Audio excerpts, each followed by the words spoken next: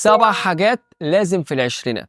1. استثمر في نفسك. كل جنيه هتصرفه على نفسك في كورسات او انك تتعلم حاجة جديدة، ده استثمار هيرجع لك اضعاف. اي حاجة تزود بيها دماغك تساوي ذهب. 2. الوقت مهم جدا. العشرينات بتخلص بسرعة، الوقت ده ليه سعر غالي، استغل كل دقيقة فيه. 3. الاصحاب. اختار اصحابك صح. الناس اللي حواليك يا اما هيشدوك لفوق يا اما هيغرقوك لتحت. 4. الفشل مش عيب.